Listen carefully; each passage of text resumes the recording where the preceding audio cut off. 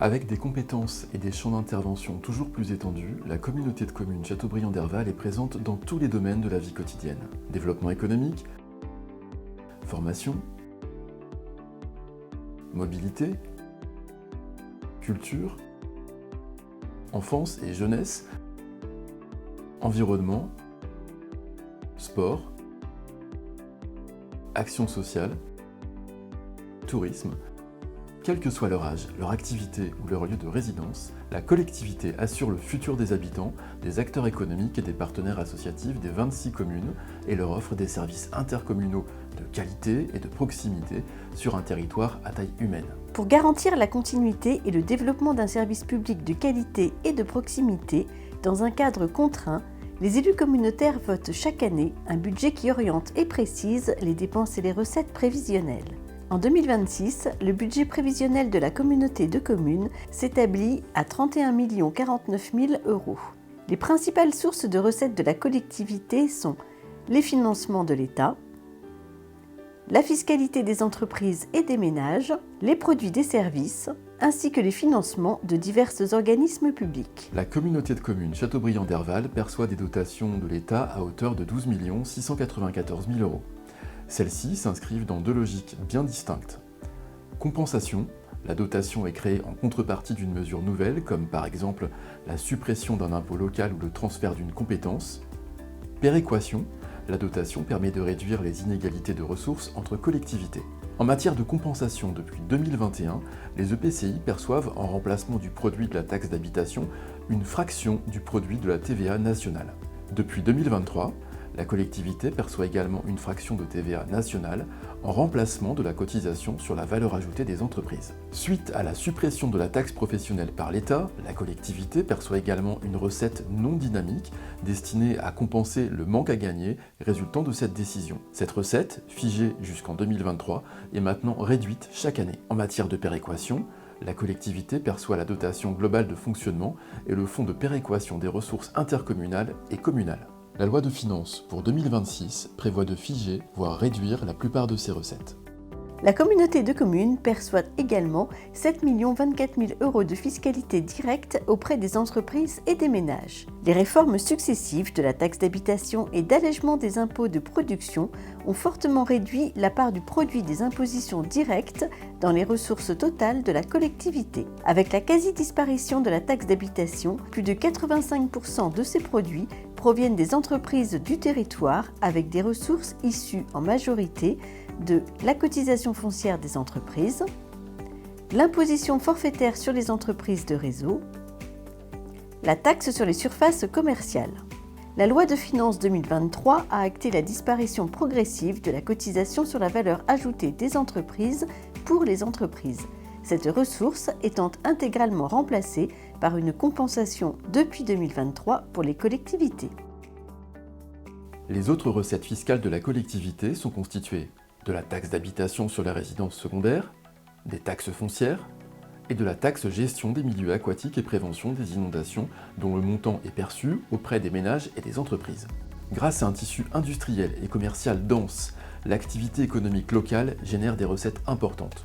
Ces recettes, très dynamiques, en lien avec les actions de la collectivité en faveur du développement économique, ont, au fil du temps, contribué au financement de nombreux services sur l'ensemble du territoire de l'intercommunalité. Ces recettes économiques sont concentrées à 83% sur quelques pôles de l'intercommunalité.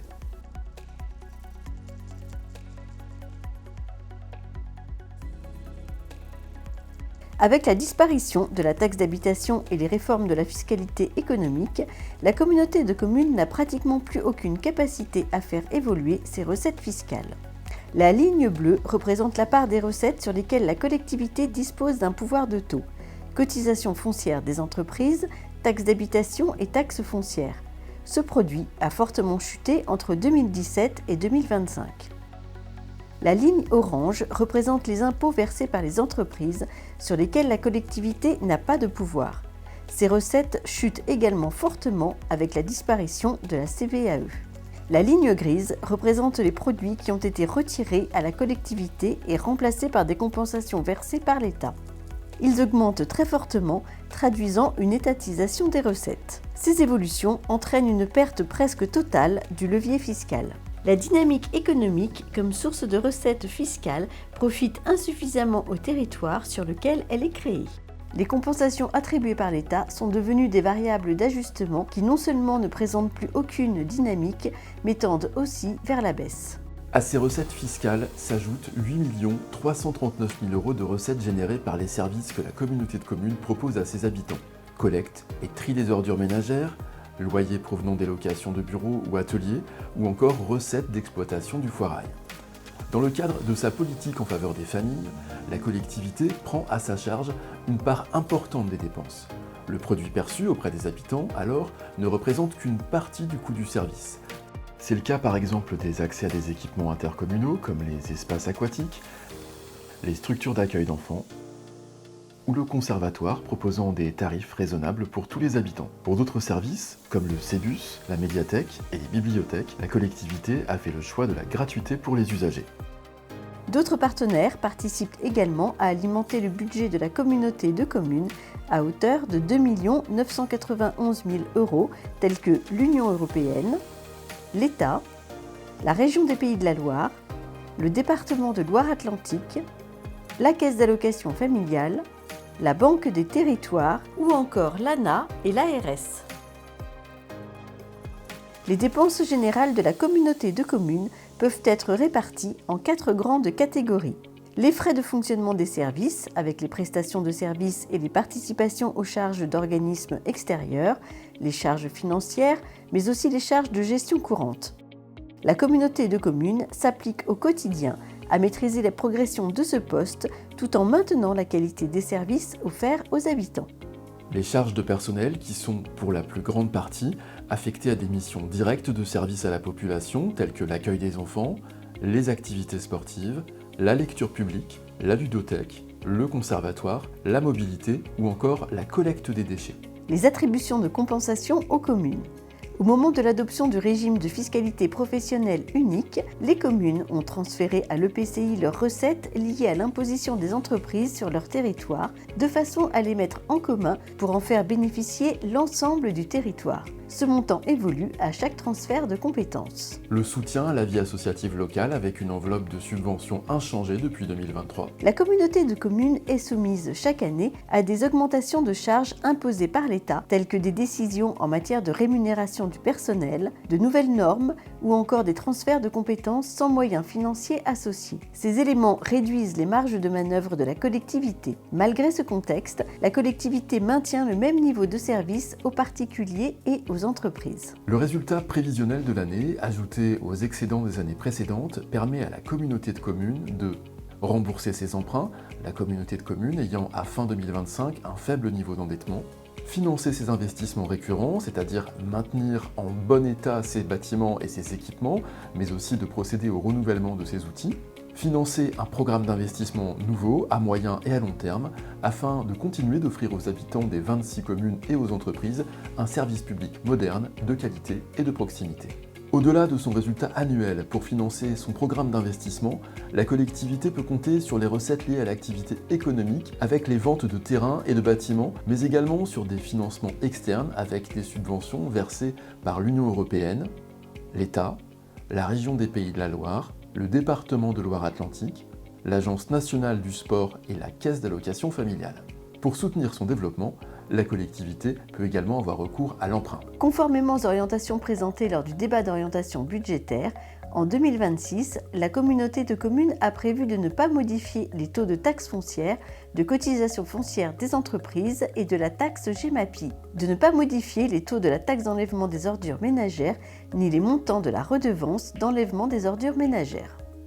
Pour contribuer à la poursuite des investissements, un emprunt de 2 millions d'euros est inscrit en 2026. Habitants, acteurs économiques, partenaires associatifs, tous sont au cœur des orientations et des projets mis en œuvre par la communauté de communes. Faisons un zoom sur les dépenses de la collectivité. Déterminées par un ensemble de compétences obligatoires et facultatives, les domaines d'intervention de plus en plus vastes de l'intercommunalité sont regroupés sous 4 pôles. le pôle économie, emploi et formation, le pôle aménagement du territoire et environnement, le pôle service à la population, l'administration générale de la collectivité et les actions transversales. 1 476 000 € sont dédiés aux dépenses de fonctionnement visant à développer sur l'ensemble des communes l'activité industrielle, commerciale, artisanale, agricole et touristique du territoire Châteaubriand-Derval. Ce montant est destiné à soutenir et à renforcer le développement économique,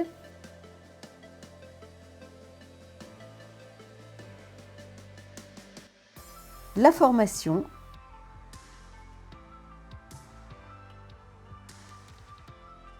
et l'animation territoriale qui prévoit la poursuite des actions et des événementiels menés par la collectivité en faveur de l'ensemble des acteurs économiques,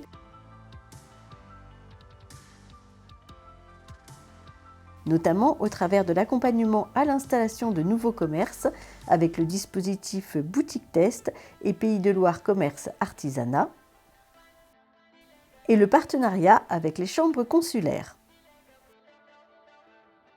Le développement touristique avec la promotion des sites patrimoniaux et du tourisme vert à travers ses sentiers de randonnée et voies vertes, mais également l'animation d'un réseau de professionnels. Pour renforcer l'attractivité et la vitalité du territoire, 2026 prévoit des investissements estimés à hauteur de 2 086 000 €. Ainsi, la communauté de communes prévoit notamment de poursuivre l'accueil des entreprises via l'aménagement des zones d'activité et d'ateliers relais, de poursuivre la mise en valeur du patrimoine et de développer le tourisme vert avec la création et l'entretien des voies vertes et des sentiers de randonnée, et de poursuivre les études en vue de la création de solutions d'hébergement léger pour les touristes à vélo. Toujours avec le souci de construire un territoire équilibré et connecté au pôle métropolitain de l'Ouest, la communauté de communes consacre une enveloppe en fonctionnement de 8 097 000 € en 2026 à la mise en œuvre de nombreux projets dans les domaines de l'habitat avec le pacte territorial France Rénov'. Ce dispositif a pour objet de proposer un service unique d'information et de conseil des particuliers. Il est couplé à l'agrément Mon Accompagnateur Rénov', délivré par l'ANA via une convention passée avec l'association Alizé, qui est chargée d'accompagner les propriétaires dans la définition et la mise en œuvre de leurs travaux avec les aides publiques. La mobilité, avec au cœur du dispositif la Maison de la mobilité en relais de la SNCF, la poursuite du développement des actions en faveur des mobilités douces comme le vélo et l'autopartage, et la gestion du transport collectif qui comprend le C-Bus, le transport à la demande et le transport scolaire. L'environnement, avec un programme d'action concourant à la promotion d'un territoire éco-responsable à travers la gestion des déchets et la promotion du tri sélectif, l'amélioration de la qualité de l'eau et la prévention des inondations, et enfin l'assainissement non collectif. Complémentaires au développement économique et aux différents services à la population, les actions en faveur de l'aménagement du territoire visent aussi à renforcer l'attractivité. Le budget 2026 poursuit cet objectif avec 2 711 000 € d'investissements destinés notamment à continuer à développer les projets encourageant l'usage des mobilités bas carbone, finaliser l'opération programmée d'amélioration de l'habitat au travers du versement des dernières participations au financement de la rénovation des logements des particuliers, poursuivre l'aménagement des sentiers de randonnée et des liaisons douces sur le territoire ainsi que des aménagements paysagers. La communauté de communes assure également des missions en faveur de la prévention des inondations dans le secteur de l'environnement avec le service de collecte des déchets en renouvelant les véhicules de collecte, les colonnes d'apport volontaire et le parc de bacs, ainsi que les crédits nécessaires au paiement du solde des travaux de la nouvelle déchetterie et à l'acquisition des équipements nécessaires à sa mise en exploitation.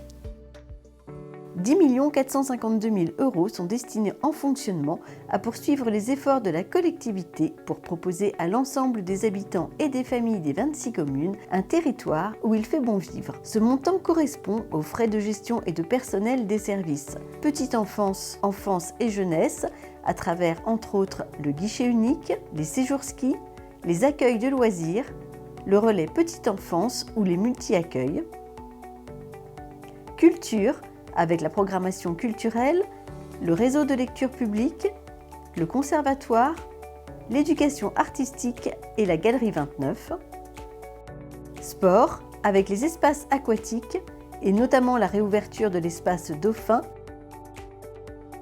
et l'entretien des installations réalisées dans les communes. Action sociale avec le centre socio-culturel intercommunal et la maison des aidants.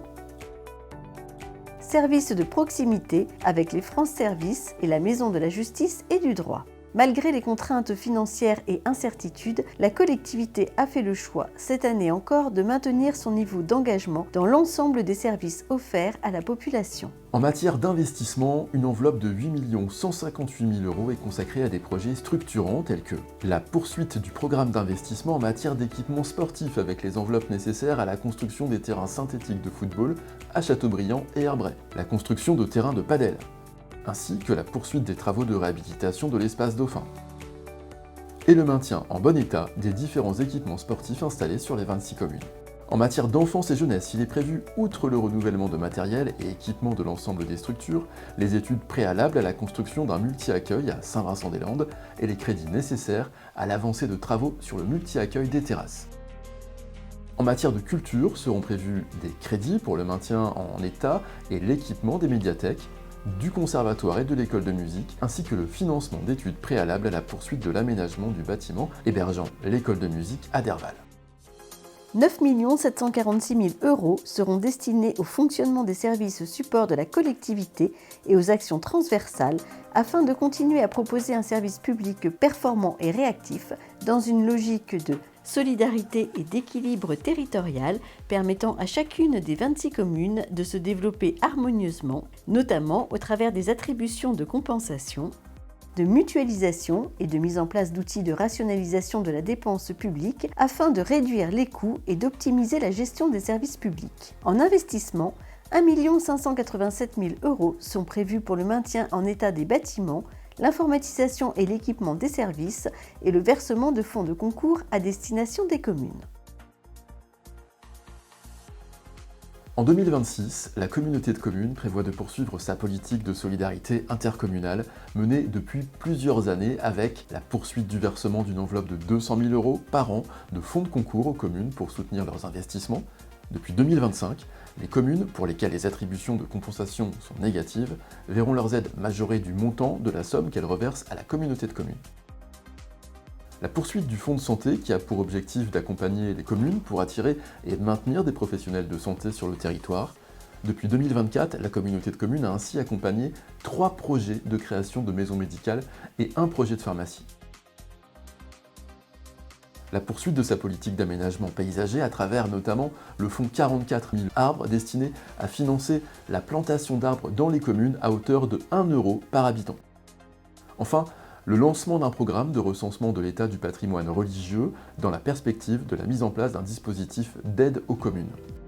La communauté de communes présente un modèle financier solide, un autofinancement élevé, une capacité à financer ses investissements par ses ressources propres et un recours à l'emprunt limité. Cette situation lui permet de maintenir et poursuivre le développement de l'ensemble des services tout en continuant ses efforts d'investissement, en particulier dans le domaine sportif. Cependant, le contexte national incertain et la perte d'autonomie fiscale obligera la communauté de communes à rester particulièrement vigilante sur le niveau de ses dépenses dans les années à venir.